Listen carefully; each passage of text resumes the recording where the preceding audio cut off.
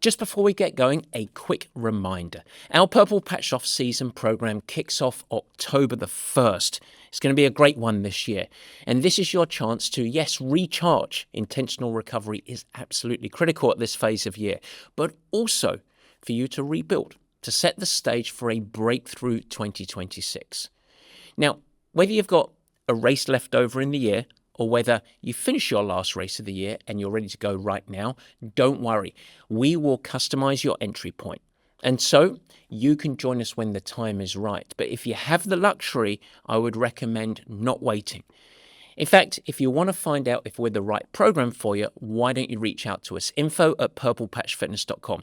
We'll set up a complimentary needs assessment and find out whether one-to-one coaching is a better option for you, or of course our very popular Tri-Squad program. And if Purple Patch isn't the right fit, well, that complimentary needs assessment is going to be helpful because Max, our coach, is going to listen to your goals, understand your needs, and at least give you some really tangible advice to set you up for success. So it's absolutely no pressure. We want to partner with you if that partnership is right. Remember, info@purplepatchfitness.com. And either way, I hope you enjoyed today's show because it's part 3. I'm going to go through some case studies that are going to be very, very helpful to you guys, the listeners. Enjoy the show. I'm Matt Dixon, and welcome to the Purple Patch Podcast. The mission of Purple Patch is to empower and educate every human being to reach their athletic potential. Through the lens of athletic potential, you reach your human potential. The purpose of this podcast is to help time-starved people everywhere integrate sport into life.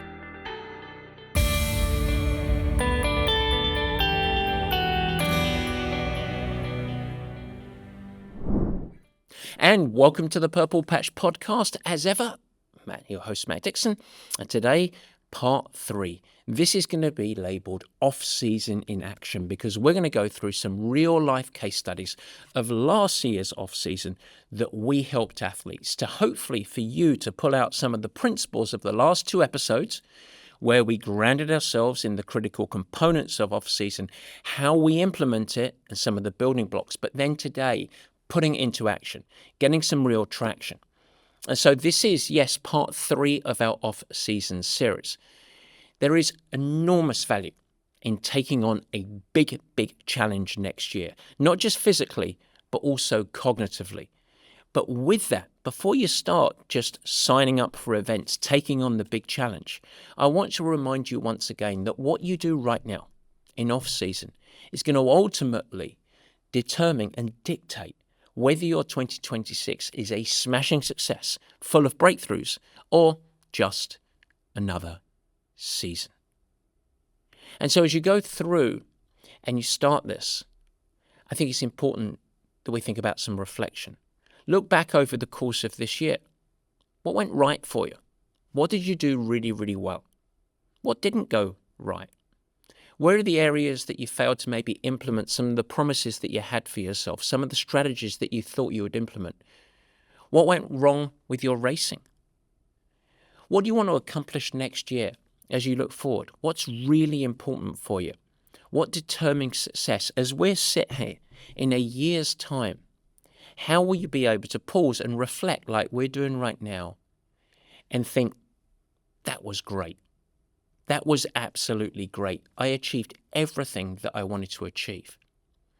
That's a determining spirit because we want to have a clear picture of that. And here's the case. The mistake that many athletes make is waiting at around this part of the year and thinking, I'm going to go rogue. And they wait, they go through the holidays, they hit January, and then they start to try and reflect. They start to look forward. But by then, the window is gone. The truth is, and it is a truth, that the actions that you take now are the things that are going to turbocharge your results next year. It's why, and you're probably quite fed up with me saying this, but it is why it is, for me, the most critical phase. Of course, you've got to show up next year. Of course, you've got to commit. Of course, you've got to work hard. But what you do now sets the foundation. And I ain't talking about base training. So what I thought we would do today is revisit a couple of athletes and dig into how they were so successful by setting up an off-season that was appropriate. And we're going to talk about a first-timer And we're also going to talk about an athlete that was really frustrated this time last year and was pretty high level, but was looking to level up and it didn't go well for them. And then what has happened since then when they really committed to a new approach that included an embed of a smart, appropriate off-season, including a bunch of recovery. And so that is in today's show. It is all in, ladies and gentlemen, the meat and potatoes.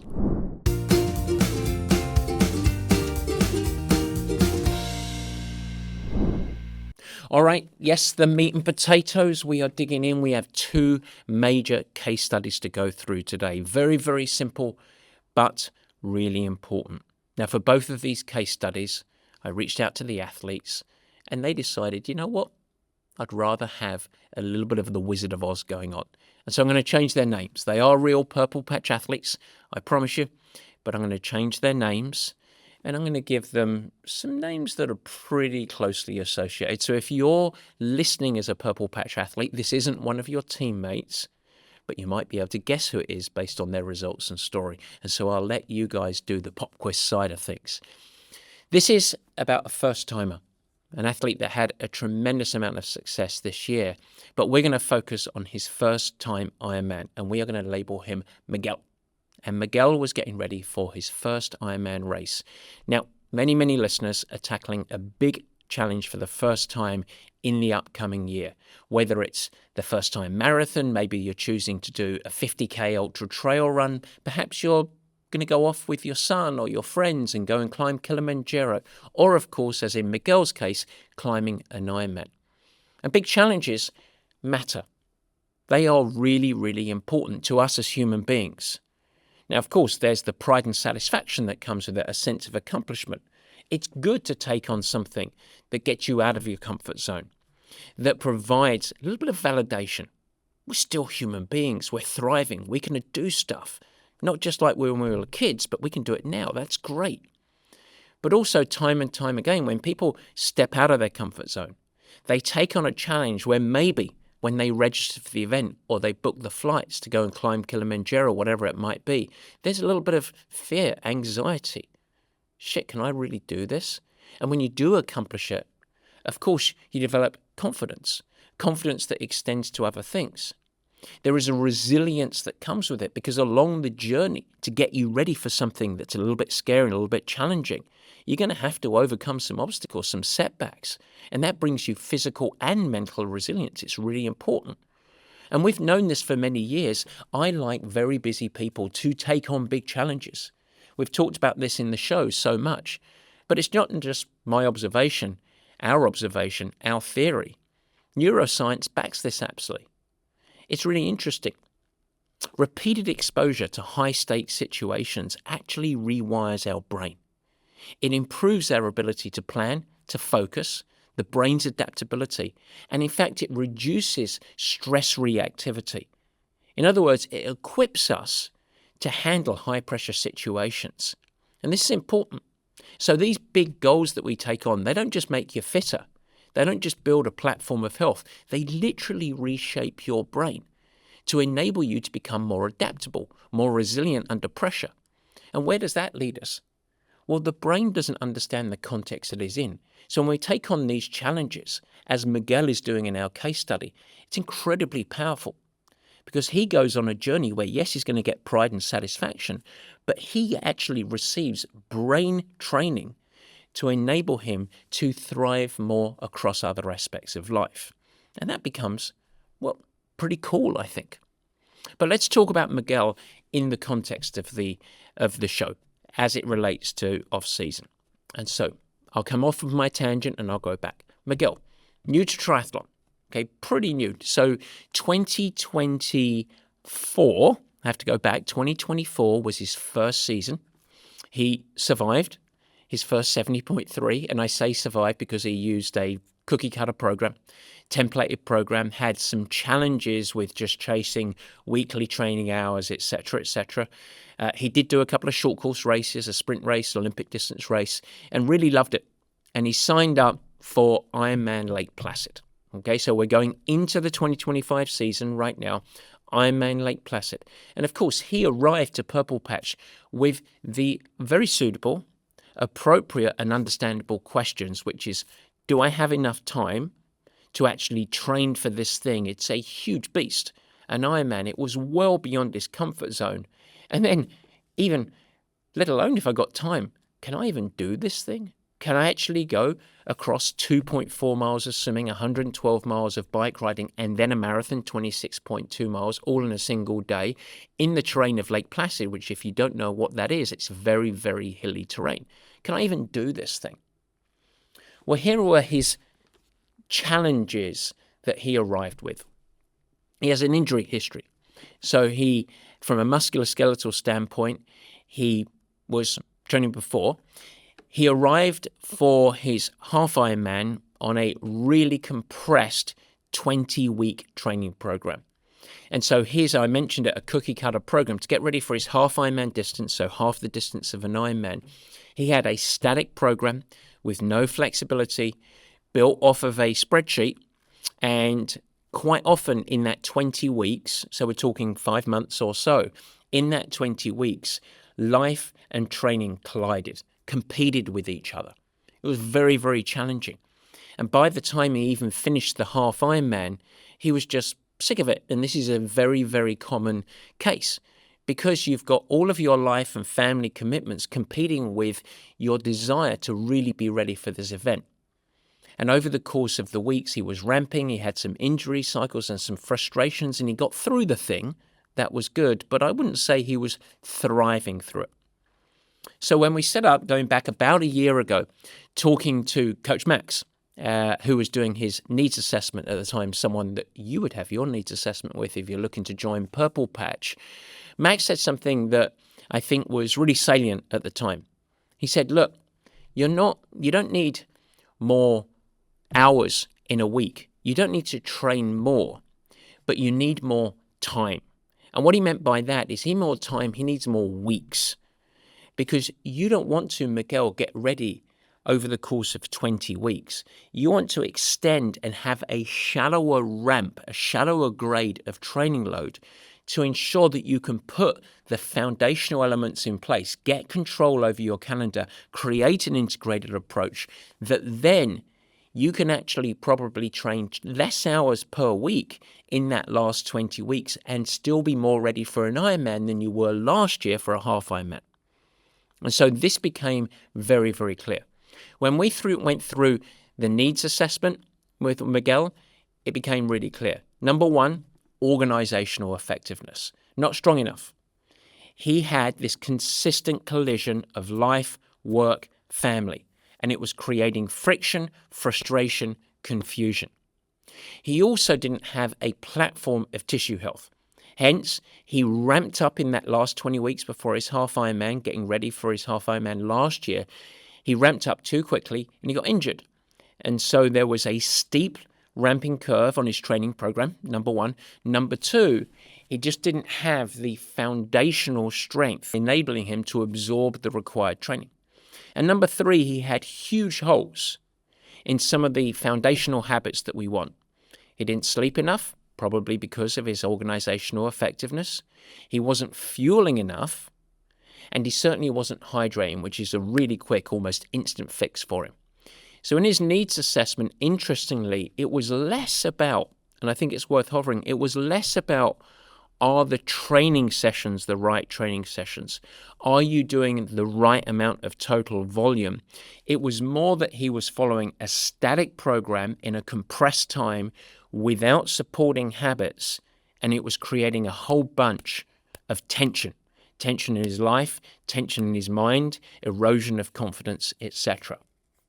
And so we persuaded Miguel, and he was hesitant to start. He was planning to start his Ironman journey to get ready for Lake Placid. He was planning to start in January. He said, I want to have a little bit of a break. I want to spend time with my family. I want to recharge, and then I'm fully committed in January. And Max said, you need more weeks. It's not going to be enough, even though Lake Placid is in July. But when he started training, and credit to where credit is due, Miguel started. He started October the 1st last year, give or take. And he started with an infusion of intentional recovery, number one, is really everything we've been speaking about for the last couple of weeks. But the very first thing that we put into place was organization. And we really encouraged Miguel to lean into what you know, likely the Sunday special. So getting into the habit, the routine of reflecting on his last week. What did I do well? What did I not do well? What do I need to accomplish this coming week? Looking ahead and building his calendar in terms of his life non-negotiables, family, friends, downtime, etc. His work commitments and what he was going to focus on and prioritize at work and what could be moved to the next week. And then integrating into that living calendar his training, his downtime, his sleep, his nutrition, etc. And we started with that really, really gradually. And then we really did two main projects, if you want to call it that, or projects, if you want to be American, two main projects for him. Number one, we encouraged him to do a run project. Now, you might think that this is training for a marathon or something. After all, he's getting ready for an Ironman, but it was quite the reverse. We said, we want to build up your running resilience, so the integrity of your tendons, muscles, and ligaments to absorb Ironman-type training in the spring and early summer. So over the course of the winter, you're going to keep all of your running very, very easy, and we're just going to focus on technique, posture, and frequency. And so he decided to do a project of, can he run over 3 months almost every day? And he actually ran every single day, October the 1st till December the 31st. That sounds crazy, but not if every run included walk breaks. Some of the runs were only 10 minutes coming off the bike or following a strength. And he was running really, really easy with just a little bit of technical work and some strides, some speed-based stuff just to activate the neural system. Very, very easy. That was his run project. And over the course of time, he was not chasing fitness. He wasn't looking for speed return in running. As he said, and this is where I actually stole this from, he said, I'm just training the periphery. I'm not training the central system. Now, what he meant by there is I'm not training the cardiovascular system, heart and lungs. I'm just training the tissues and muscles. And that's exactly what we wanted him to do. So he did that. That was his number one project. His other project that he did was to develop bike skills. And we did this. He loyally came almost to every single live session that I coached. Now, he was remote. He doesn't live in San Francisco with me, but it was via video, two-way video. And he doubled down on learning how to ride a bike. And there's the truth. That's a bit of humility there for him. So I know how to ride a bike. I can keep it upright, but I don't understand how to get best speed return. It was almost a foreign concept to him when I started to talk about not just the power you produce, but the speed you can get from that power. So he spent the whole 3 months, October, November, December, looking to become a better craftsman of the bike, leveraging the terrain that we infuse in our sessions and leveraging the technique sessions that we do in off-season when you're not worried about driving fitness gains, when you're not chasing readiness to go and ride 112 miles. And that decompression of looming race goals enabled him to actually, in a really fun way, become better, just to become a smarter bike rider. And those were his primary two. Now, he still did strength training. He did a little bit of swimming. But he was probably training about 50% of the total training hours that he was doing getting ready for his half Ironman. That becomes really, really valuable and important because, therefore, by definition, he had more time to spend with his family and, of course, apply to his work. He was getting intentional recovery, but he was still laying this foundation. The other thing that we did that I think is worth noting here, and this was really something that we didn't emphasize as a coaching team, but Miguel brought this forward, is he started to really lean into the community, the Purple Patch Hub. And he said that straight away, right from October, November, December, when he went into January, he said, I've got eyes wide open because he understood the journey and the consistent engagement. He decided to lean in to our hub, our online community. And he said it just removed the guesswork. It removed the confusion. But most importantly, he felt like he was getting ready for his first Ironman, not alone. He felt like it was a part of a team. Even though, of course, most people on that community were not going to Lake Placid. They had their own events to get ready for. We only had, I think, about 12 athletes competing at Lake Placid this year. But he was there and he felt supported. And that was really, really valuable. Now, the one other thing with the approach to Miguel that's worth mentioning here, and this was important, is we encouraged, and this comes from Coach Max again, we encouraged Miguel not to even think about Lake Placid in the off-season. We're not training for Lake Placid. In fact, we said we only want you to first think about Lake Placid as a race March 1st. That was it. Before then, you're just preparing. So we have the classic off-season until the end of the year.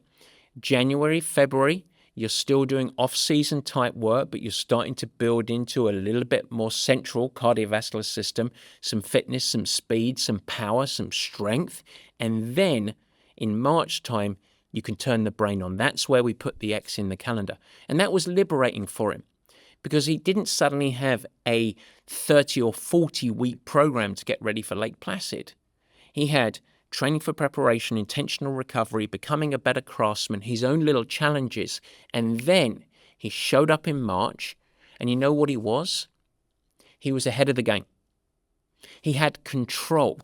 He had an environment and systems in place that then, when we could actually ramp up the training, start to increase the demands, he was able to manage. He had levers to pull because he had an established system.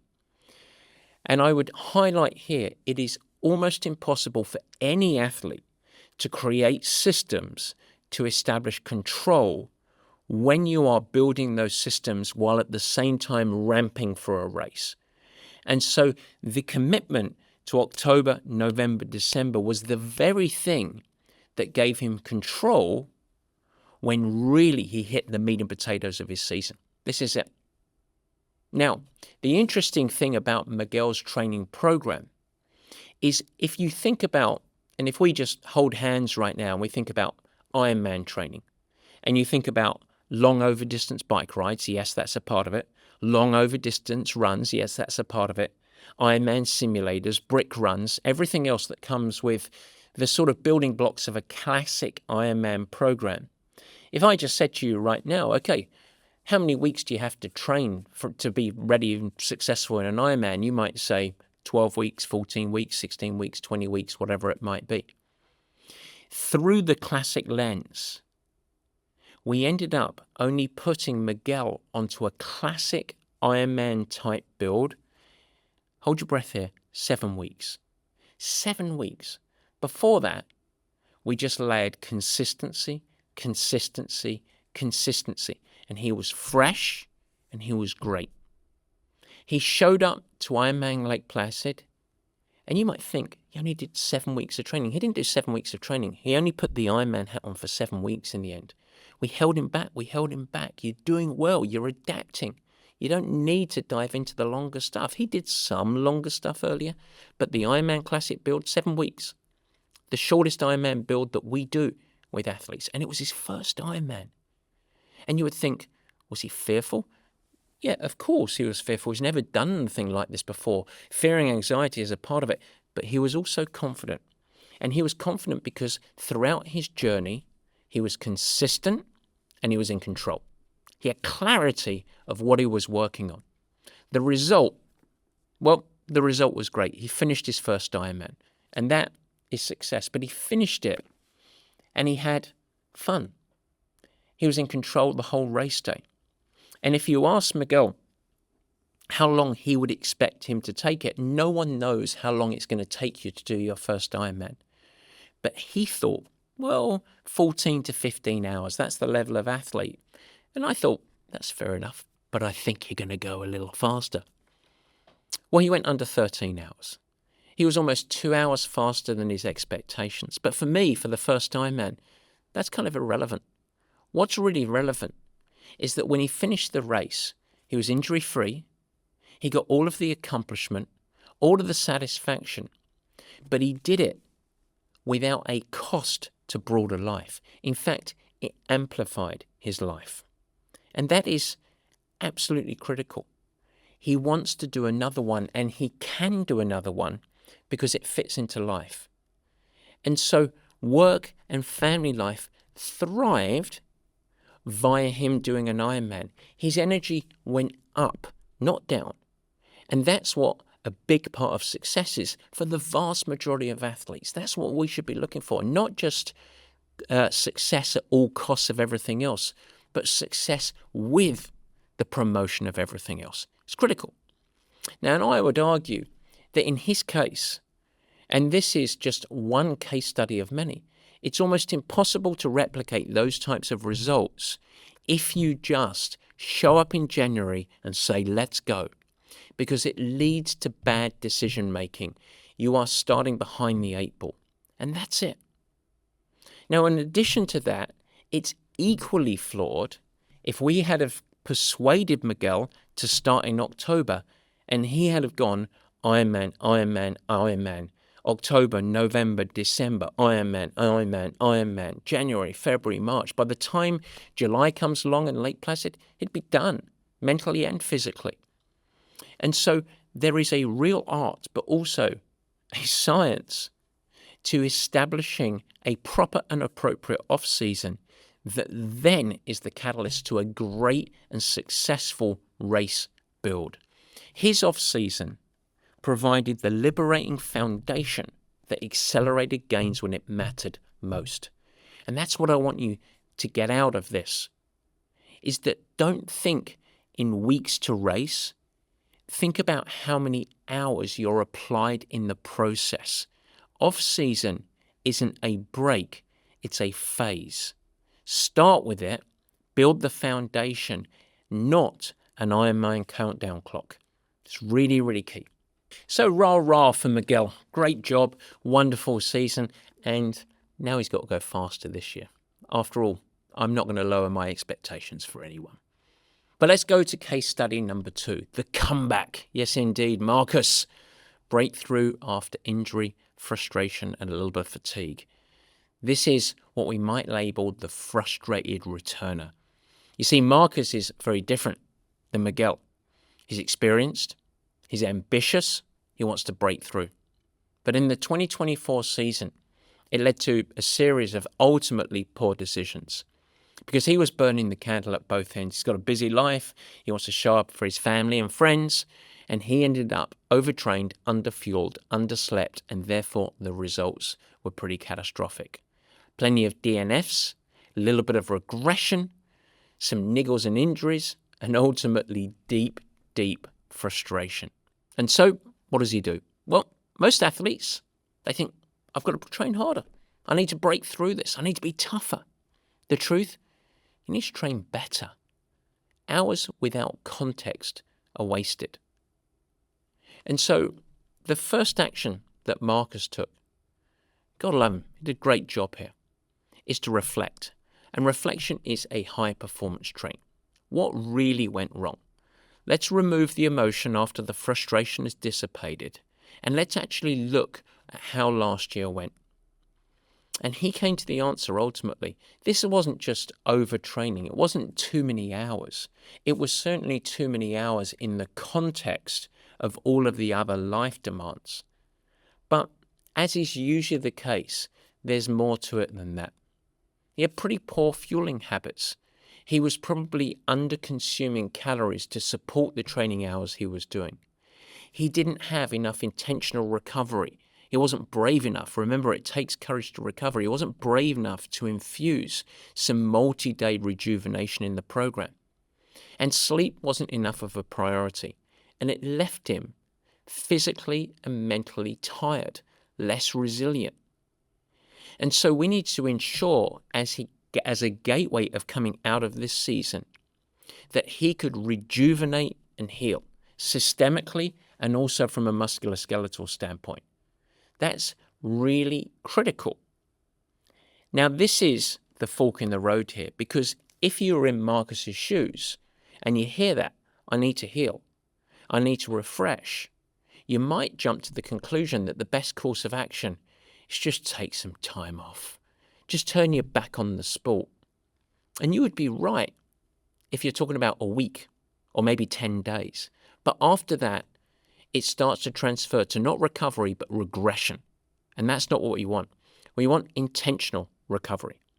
And so we started off in Markus's case with a week. Just turn your back, a true reset. We need to cleanse. We need to floss your mind, floss your body, whatever you want to do.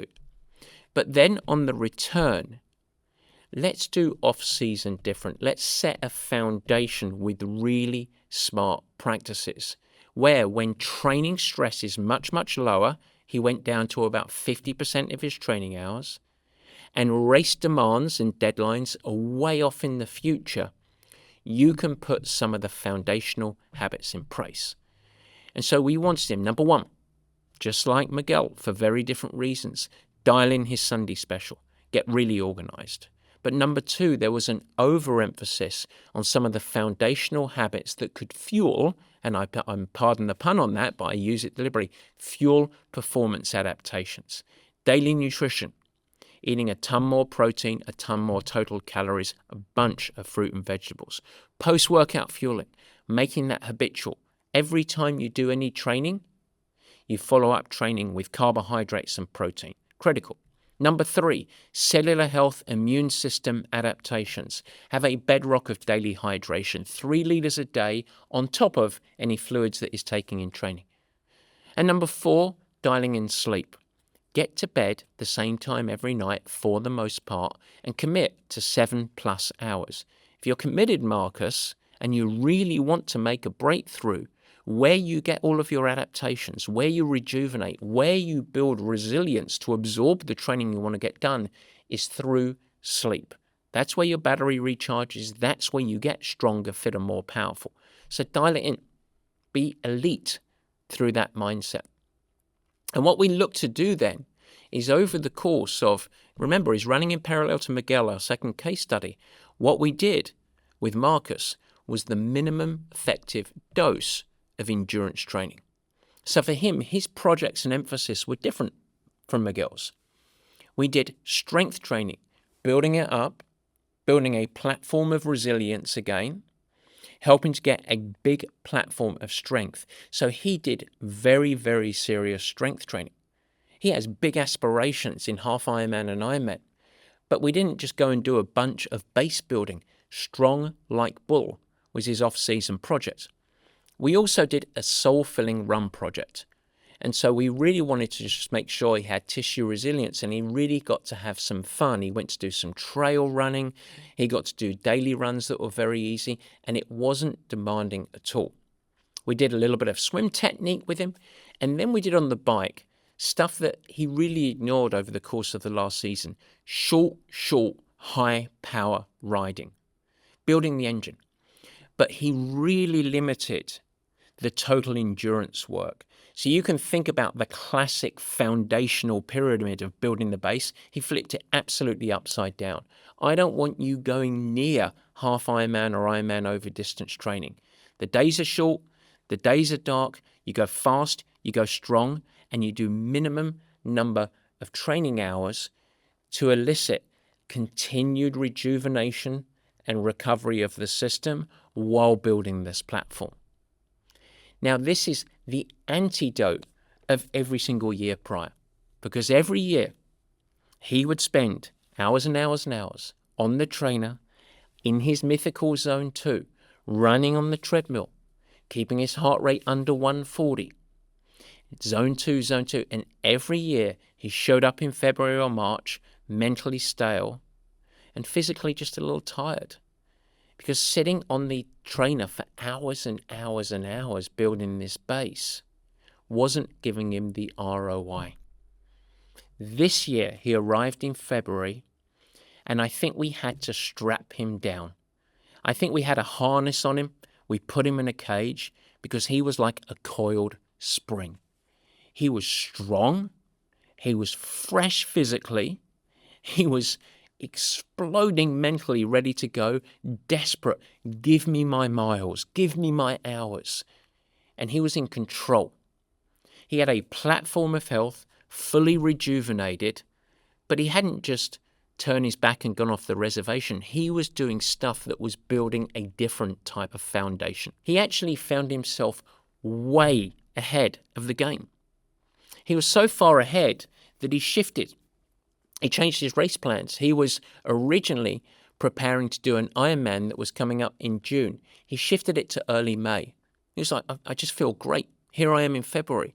So he did, interestingly, he did about a 10-week ramp. Miguel, in our first case study, did 7 weeks. He did a 10-week ramp into an early May Ironman.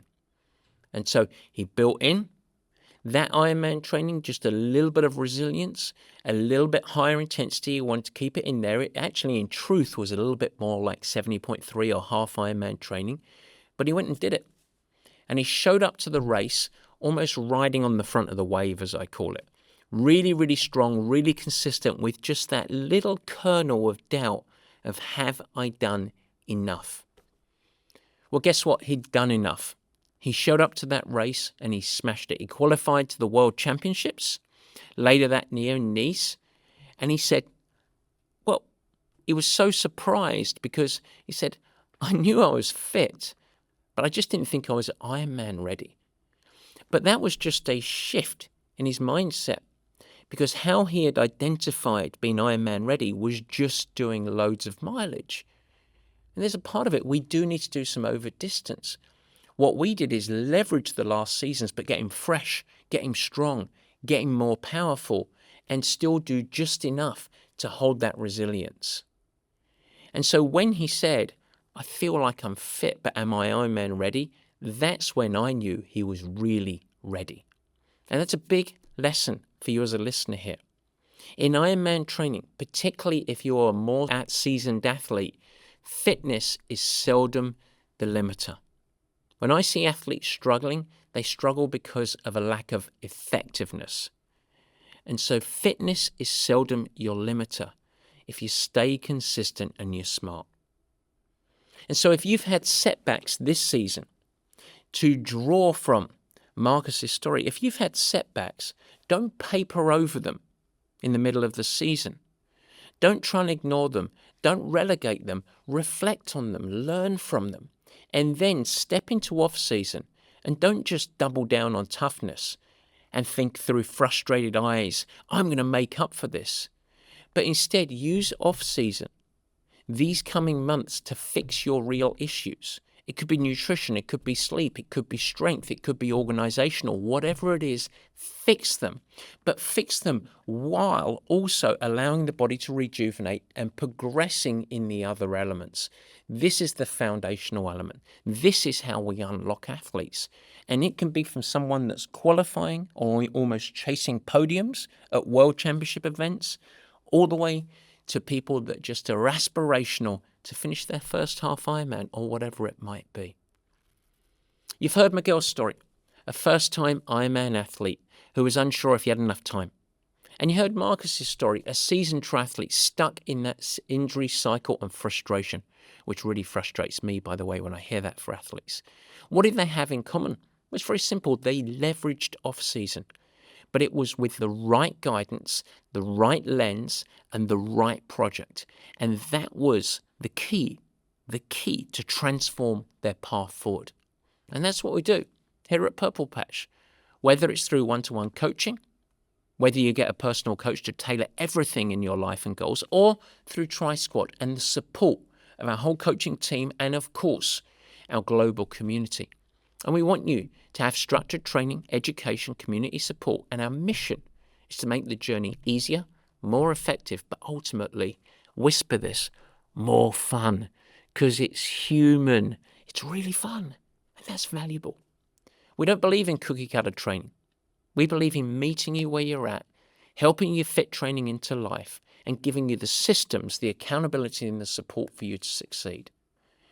And so, if you've been listening, you think, could that be me? Could I be ready for my first big challenge? Or, through frustration of the last year, am I really happy in my current situation? Can I break the cycles of frustration and underperformance? This is your chance. Reach out. complimentary needs assessment. We'll talk you through your goals, your training, your life schedule, and we're going to see whether one-to-one coaching or Tri-Squad is the right fit for you.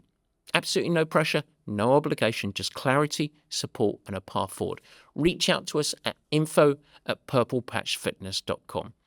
And that is the end of our off-season series on the podcast this year. 3 episodes. I would encourage you, go back and listen again. This is my most fun that I have all year. I love off-season. It is seeing athletes building their foundation, helping them from the ground up, elicit control. And there is a reason that so many athletes stick with us, not just for a race or two, but for years on end. It's because of this, the grounding part. It unlocks your effectiveness and it helps you get faster. And that's what we like to do. Alrighty, as ever, reach out to us. We'd love to hear your questions, comments, concerns, and of course, as ever, feel free and please do share this with anyone that you think might benefit. We look forward to hearing from you, and we'll see you next week at the Purple Patch Podcast. Take care. Guys, thanks so much for joining, and thank you for listening. I hope that you enjoyed the new format. You can never miss an episode by simply subscribing. Head to the Purple Patch channel of YouTube and you will find it there and you could subscribe. Of course, I'd like to ask you, if you will subscribe, also share it with your friends, and it's really helpful if you leave a nice positive review in the comments. Now, any questions that you have, let me know. Feel free to add a comment and I will try my best to respond and support you on your performance journey. And in fact, as we commence this video podcast experience, if you have any feedback at all, as mentioned earlier in the show, we would love your help in helping us to improve. Simply email us at info@purplepatchfitness.com or leave it in the comments of the show at the Purple Patch page and we will get you dialed in. We'd love constructive feedback. We are in a growth mindset, as we like to call it. And so feel free to share with your friends. But as I said, let's build this together. Let's make it something special. It's really fun. We're really trying hard to make it a special experience. And we want to welcome you into the Purple Patch community. With that, I hope you have a great week. Stay healthy. Have fun. Keep smiling, doing whatever you do. Take care.